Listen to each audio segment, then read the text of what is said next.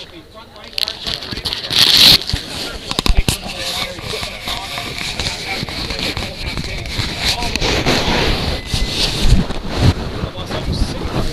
my son works, they have ready reserve rigs, which have equipment on them, and then they have got ones that don't have any equipment.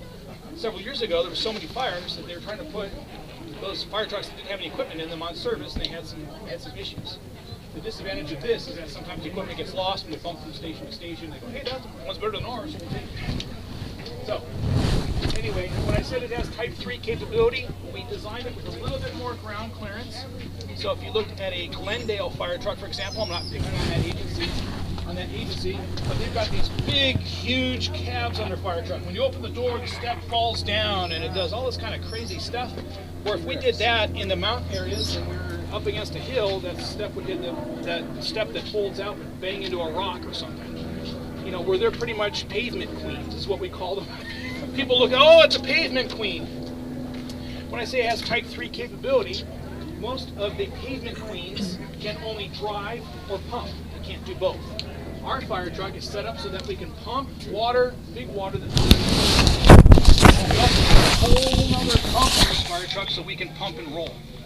So we can pump water up a big steep hill without tearing up this motor. Because if we pumped a long hose lay in a wildland fire, you might be pumping 2,000 or 3,000 feet of hose. This engine here, because the pump's not set up to do that kind of pressure, would be screaming.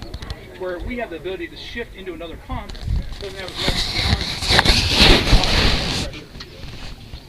The reason why we're out here today is certain trained individuals. You think, hey, Captain Holgar, what's the big deal about us and this and that? About certain trained individuals, we're never going to interface that. I would say that's wrong. And here's my barometer for that.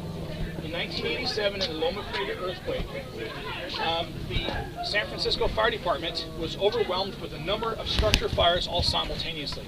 They had problems with their water system. Their domestic water system in some areas had gone out. That city, after 1906 earthquake, which destroyed many parts of the city, they put in cisterns, basically big holes in the middle of the street, covered by lids so that the firefighters could lift up that lid and take the water out of the cisterns. Some of those cisterns, after the earthquake, went dry. So when they had a major fire in the Marina District, essentially what they had to do is they've got fire trucks, very more simple than this, that all they do is carry hose. They weren't able to get from where that structure fire was all the way out to the Marina District. So what they did is they actually did a group of hose where they moved people out on hose. They said, hey, you grab that coupling, you grab that coupling. We didn't get to it with that other group because we were out there playing with the nozzles. But the whole idea is that I want you to be able to go up to a fire engine and say, look, I'm a CERT trained individual. I've got all my personal protective equipment on. Okay? I don't want people showing up in thongs, flip-flops. I don't care what you're wearing underneath. But if you're showing up with flip-flops and a tank top, you shouldn't be interfacing with firefighters at all. However, if you're wearing all your personal protective equipment, you go to the fire captain and the engineer, hey, look, I'm a CERT trained individual. Do you need any help? I'm able to help. That person, he or she, will be able to direct you to the captain and decide whether or not they want to use your services. I would envision using that on that really bad day. Let me help you hold the hose line. Is there anything I can do? Can we take off anything for you? Your job as a CERT trained individual is to stay out of their way unless requested to assist. Not, hey, I'm responding to every broken toe within 5 miles of my house. I monitor all the scanners, and we don't need people like that out here. Okay? Los Angeles is the most populated county in the United States. How many counties are there in the United States? Anybody know? 3,000, right? There's over 3,000 counties. So when I say you should be somewhat familiar with that, that's going to be your first interface. Hi, I'm a CERT trained individual. Is there anything I can do to help? If you don't have the personal protective equipment, then you shouldn't be engaging. And if the person on the fire engine says, I'm really sorry, thank you for volunteering your time, but we're just going to have you move on here because he or she doesn't want to accept the responsibility in the event that you get hurt, then don't take that personally. So always check with the crew. There's 3 things I want you to remember about when interfacing with the firefighters. Safety, safety, and safety. If you get hurt while doing our job, then it's kind of like more paperwork for me, and I don't think you want to make paperwork for the other firefighters out there. Oh my gosh, a CERT trained individual, you know, they took the nozzle right to the nose, now we got to send them to the hospital. That's not the intent. Okay, good stuff? All right, so let's just begin with the fire truck. Fire truck's have 3 or 4 people on there. I want somebody, as we're going around the fire truck, to start adding up how many feet of hose we got on it. This hose right here is 4 inches in diameter, and we can get anywhere from 1,800 gallons of water out of this fire hydrant, depending on the water system and whatnot. There's several ways of putting water into the fire truck. We have one of these on the other side, so we have one here, one on the other side, and water goes in here. Everything else, water comes out of the fire truck. You think, well, this doesn't seem to be too hard. Believe it or not, the movement of water around a water system, when you have multiple hose lines that are out, is basically very challenging. This fire pump can only pump one pressure. You'll see when we start pumping the hose and you get to hold the nozzle, I can only pump one pressure here. So I get maybe not as much in one line, and the other line gets a lot more pressure. If you don't pay attention, that nozzle will come up and it will not even think twice about hitting you in the face and knocking your teeth out and breaking your nose. So we're going to get out to that a little bit. Hopefully everybody goes back with all their fingers and toes and all their teeth. All right. So on an LA fire truck, starting with the smallest hose, we have 2 reel lines. Each reel line has 300 feet. How many feet of hose am I up to right now? 600. The idea of a reel line, many departments don't have reel lines because they're a little bit expensive, but they're also very, very useful for us. Is that I can turn on the reel line, I can start squirting water right here and go out how far? 300 feet. Spray water continuously. Other departments, like the one that my son works for, you have to pull out the hose, disconnect it, hook it up, and then start right here. And what do you have right here? Right, spaghetti. So it's like, why do you do that? So they laugh at us for having hose reels, and we laugh at them for having to pull out a bunch of hose, pile it up over here, turn it on, have you ever tried to charge your garden hose, you get all the kinks? What do you want to do with that hose? You want to badmouth the guy that invented this thing, right? Except you got one of those little snake hoses that, you know, anyway. All right, so we got 300 feet of hose up there. That's the small hose, 1 inch diameter. We use that for most rubbish fires or small fires. You get about 140 GPM out of that hose right there. We have 1 3/4 hose right here. This is our structural hose. We have 150 feet here. We're probably a little short here, but we normally carry 200 feet here. This hose right here, although it looks like it's all wrapped up, basically one person can deploy all of this. Pull it off, and we start peeling it around. So we can actually, if we needed to, walk it in and out of cars, in and around obstructions. If it's flat loaded, it's really hard to get it around obstructions or upstairs. So our hose lays are basically designed for a minimal amount of personnel and a maximum effort. Individual community, because we have 55 of the 85 cities in Los Angeles County, each fire engine can be set up to meet the needs of their particular district. So our hands are not tied as LA County firefighters. If I, as a captain living in Lancaster or working in Lancaster, I need to put some more hose in here, talk about it as a shift, talk about it as a station, and then change our hose. We just kind of did a little bit of that at the station not too long ago. But when guys come and work overtime, they'll take, okay, you got 150 here, 200 here. We just kind of understand that. So everybody's kind of trained in that. All right, a little bit about, see, I think I went over the amount of water in the fire truck already, right? Okay, so our fire truck here, when we pull up to the scene of emergency, we carry 500 gallons inside there. People say, well, how long does it last? Well, it's a mathematical equation. How long does the water last? Depends on how much water is going out.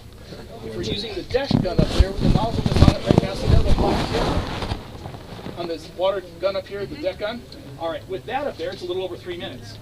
If I took that black tip off and went to the next tip, it'd be about 2 minutes. If I went to the largest orifice on there, it'd be about 30 seconds. So it's a mathematical problem. How long does the water last? Well, how much water is going out? It's like, well, how far can you go on a tank of gas? Depends on how fast I'm driving, how much traffic there is, right? Same type of concept. All right, so let's see, we'll move our way down the fire truck. We just carry some equipment on the fire truck. Each fire apparatus is a little bit different, but we all have the same types of fittings and those types of things on the equipment.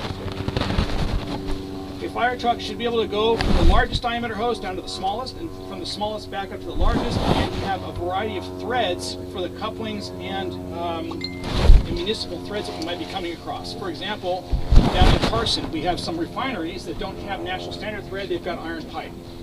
The U.S. Forest Service has iron pipe hose on it, so we've got to have thread changers. So we go from national standard to iron pipe back to national standard.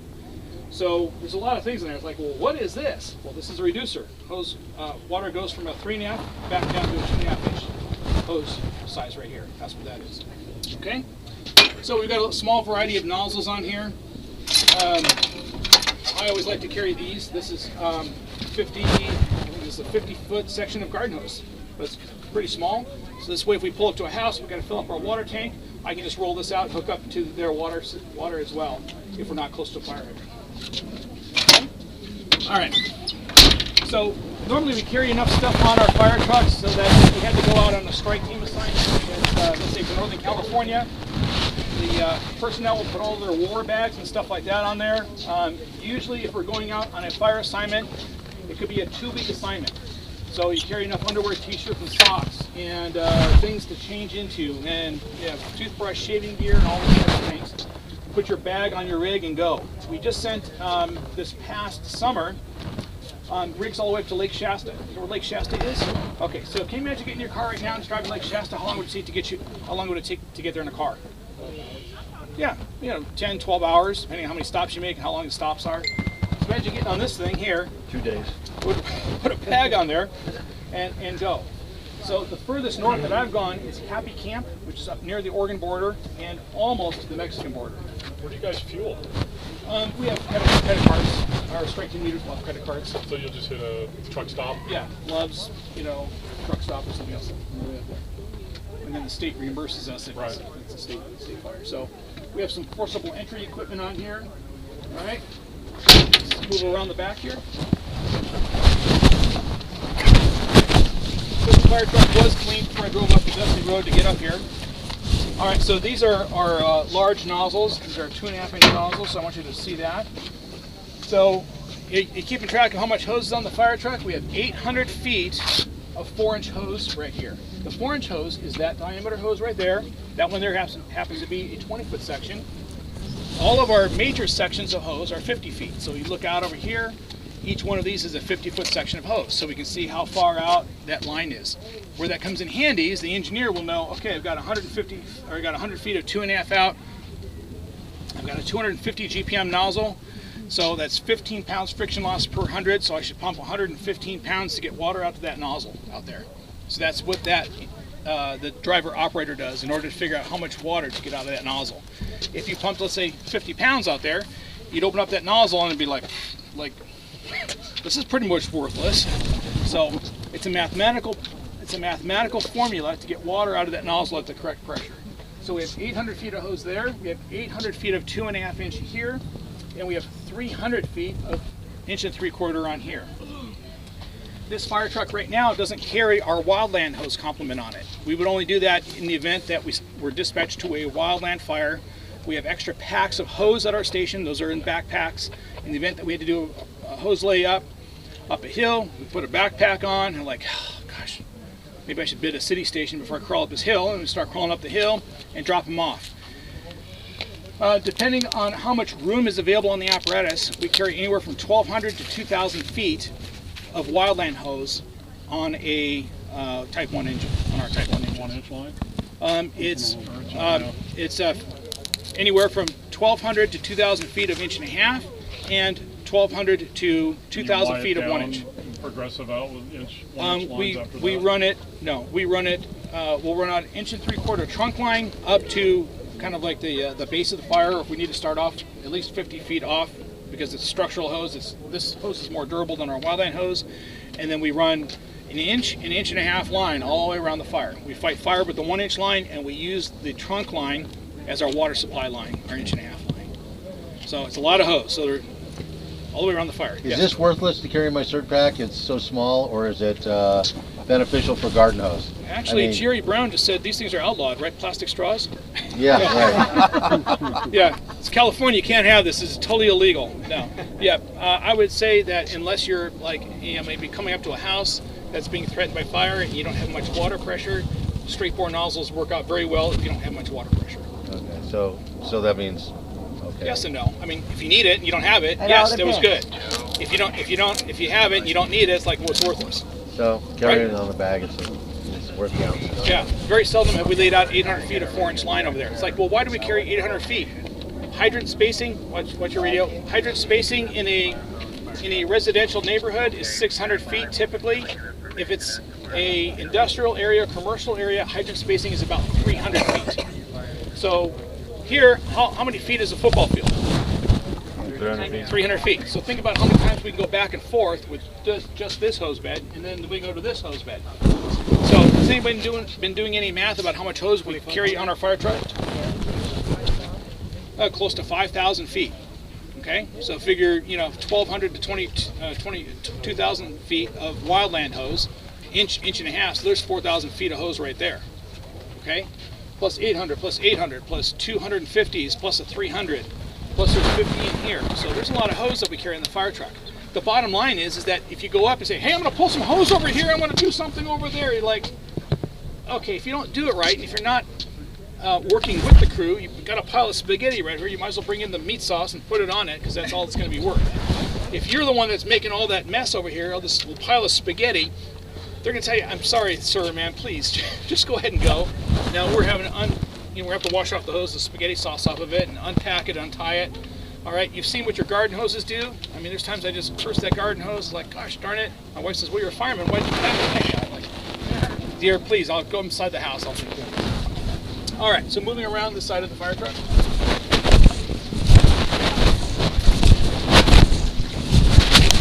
Most municipal fire departments carry EMS equipment, we carry a first aid box, a resuscitator. My fire engine in Lancaster, we're a paramedic engine, so we carry paramedic drugs, we carry a EKG monitor. There's a lot of nice neat things that we're doing with EKG monitors now. We're actually doing 12 lead EKGs before they get to the hospital. We can measure pulse oximetry, see how much oxygen is in their system. So there's a lot more telemetry that we carry. I believe that those EKG machines are about $30,000 a piece. So I'm a little short on the ladder complement right now because we sent in our ladders for repair. LA County Fire Department, we have wood ladders. Most municipal fire departments have aluminum, or some fire departments have fiberglass ladders. It's like, well, why do we have these? Well, if I put up a wood ladder against that tower, a fiberglass ladder against that tower, and an aluminum ladder up against that tower, and you crawled up each one, you say, hey, which one do you feel better on? Most people right up, when I was doing the ladder survey many years ago, because we were looking at these wood ladders, and is this the right product for us? Most people wrote in, I felt like a spider in a spider web on the aluminum ladders. Well, these ladders burn. Well, if this ladder burns, I can guarantee you the aluminum will melt and the fiberglass will disintegrate. Any of you guys have boats or campers that have fiberglass on them? After a while, what do they start doing in the sun? Powdery. Yeah, powdery, deteriorating. So this, if we take care of it, these wood ladders will actually outlast the fire truck. We call them the Cadillac of ladders because they are the Cadillac of ladders. People go, hey, it's kind of nostalgic to have a wood ladder. Yeah, it is. Yeah, but who wants to refinish the thing? You know, we're busy enough without having to bring out the sandpaper and put out varnish. Yeah, I agree with that. But usually every year in the fire service, some fireman somewhere puts an aluminum ladder up against the power line and is killed. I can guarantee you we're not going to do that with an LA County fire ladder. So there's trade-offs, one or the other. So we've kind of stuck with this. Us, LA City, Torrance Fire Department are the major fire departments here in the Los Angeles County area that still use wood ladders. So anyway, that's the reason. We carry a 24-foot extension on here, which is missing. This is a 14-foot roof ladder. It's identified by the roof hooks. And what it is if we've got a steep pitched roof, have you ever tried to call up a steep pitched roof? Okay, it's really hard. So what we do is we take those roof hooks, hook them over the top, and we can actually use the rungs of the ladder to help us maintain our footing on a steep pitched roof. So 24-foot extension, 14-foot roof ladder, and a 10-foot attic ladder for a total of 48 feet of ground ladder. My son works for the Los Angeles City Fire Department. They only have a 20-foot roof ladder. They only have, I believe, a 12-foot roof ladder, and they carry no attic ladder. So we carry about 14 feet more of ground ladders than they do on their rig.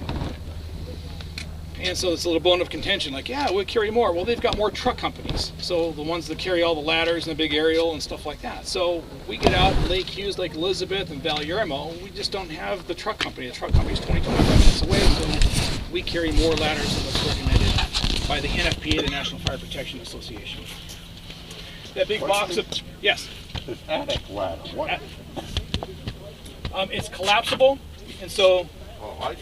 Okay. yeah, think, how do you climb up that? Just a narrow ladder at the bottom. About wide, right? Yeah, and then it just unfolds. So it just unfolds and it sits Yeah, up it's there just like like got one space, space enough for your foot to go in. kind of. I mean, it's It's what, about 12 inches? here. Undo that little latch right there. Lift up on that. Pull this thing out. Yep. Okay. And there we go. Voila. Voila, there's the attic. So there's about $1,400 sitting right there. Probably close to $5,500 worth of ladders. So it's a lot of expensive lumber sitting in that fire truck. So 10-foot attic ladder, so we can get into a bedroom like where people have attic access. So anyway, okay. So there's a little bit about that. Let's see here. We also carry fire extinguishers, which you probably learned in session 2 of your CERT class. So we have a water fire extinguisher. This one here happens to be a powder extinguisher. A lot of other engines. We don't have the bracket for this, but we normally would carry a CO2. This right here is the other side of the 150. Okay, so we can take this 150-foot section of hose and take it out that way. And it's what we use for most of our residential structure fires. Questions? You started to talk about that. Oh, I'm sorry. That's where we put our brush hose, our brush packs. Our new apparatus has a little taller hose bed, slightly wider, which basically took that out of our need for that up there. Personally, I kind of like them, but it kind of hits tree branches and a bunch of other stuff up there. That's where you put the ice at for the No, actually, we carry a cooler inside of our apparatus here, which we have an ice maker at almost all of our stations. So we get Gatorade and water. We'll have them iced down every shift, and whoever doesn't do that. You keep your clouds and Glasgows in that box too? Sometimes up there or in the little. There's a little bin. Excuse me, I'm losing my voice here. There's a little bin right behind this box up here. So there's a little coffin up there, and then just in front of the bed. There's a yes. drop. Yes, it's actually got a little lid on it. This fire engine, like I said, carries 500 gallons of water. We also have what we call Class A foam. Class A foam is for Class A combustibles, which are? Wood, paper. Wood, paper, yes, right out of the textbook, chapter 2. Thank you. So, wood and paper. We actually started getting into that in about 1994 when we lost a bunch of houses in Malibu in 1993. The Board of Supervisors mandated that we go out and start looking at this type of thing. We were the first major metropolitan fire department in the entire United States to equip 100 fire trucks with a Class A foam system. Since then, other things have come out that may be better for structure protection, however, it's not universal. Let me give you the example. We have what we call wildland gels. So if you've got a fire that's moving down towards your house, some departments have these little 5-gallon buckets they pull out and they put an inline inductor in there, and basically they can spray a very thick jello on your house. Some of those have been fairly caustic. They'll peel paint and they're kind of nasty. And you think, okay, well, you saved my house, but you got to repaint the thing. Okay, so that's all well and cool. I'd rather repaint the house rather than have to replace everything that's in it. They're pretty good about sticking on walls and those types of things that lasts a long time. However, it's only got one use, and that's you spray it on a house in the event that the house is going to burn. The Class A foam system, we can use it for car fires, we can use it for rubbish fires, we can use it for structure fires, and we can use it for structure protection. Does that help your water usage, slow it down some? Yes, it makes the water more effective. For example, have you ever been camping and you put water on a campfire on a log? Okay, that black, the carbon that's on there, basically repels water. So if you mix it up a little bit of soap with that, basically the soap breaks down the surface tension of the water. Have you ever, if you can envision 2 beakers of water filled with water, and you take a handful of sawdust and put it in one, mix up a little Class A foam, put the sawdust on top of the other one.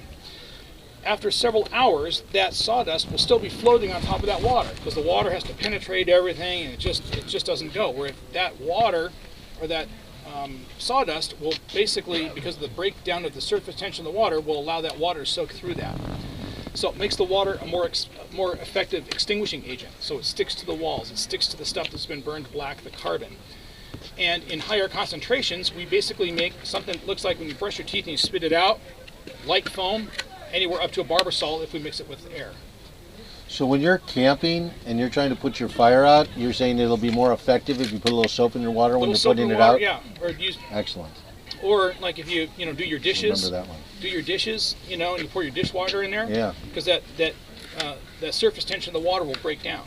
Nice. Okay, so Foam is good for hot spots, huh? it's good for hot spots. Yeah, it makes the water more effective. So if 500 gallons will put out this much fire, mixed with, let's say, a 0.5%, half of 1% water, it'll put out that much and more. And when you come back and look at it in the right concentrations, that water will still be there, because that foam will sit there a little longer, allowing that water to penetrate. Mopping up stuff. It's also white. The foam is white, so it reflects the heat. So if you spray it on something and it's going to burn, that white will reflect the heat versus, let's say, a dark colored wall. Okay? So, good stuff? Alright, so a couple little things that we're going to do is I'm going to start up the fire truck. I'm going to open up the little valve because I forgot to do that last time and we ran out of water. I had to run back here. So what we're going to do is we're going to walk out to the end of the small hose line first. A little bit about safety around the fire truck is you don't want to stand over the hose like this, especially if you're a guy, because if something lets loose, you're going to be hurt. Okay? So stay away from any discharge gates. You don't want to walk up there, hey, how are you? I really want to help you with your fire truck. Because these things have broken loose, and if this comes out under pressure, it's going to ruin your day. It'll crack your ribs, it'll knock you silly. Okay? So if you approach any firefighter, say, hey, I'm a CERT trained individual, is there something I can help you with? Make sure you're not inhaling any smoke if you, in fact, you decide to engage with firefighters in that particular fashion. Okay? Questions about what we've gone over? No? All right, so I'm going to start up the fire truck. If you would just kind of follow this hose line out, and I'll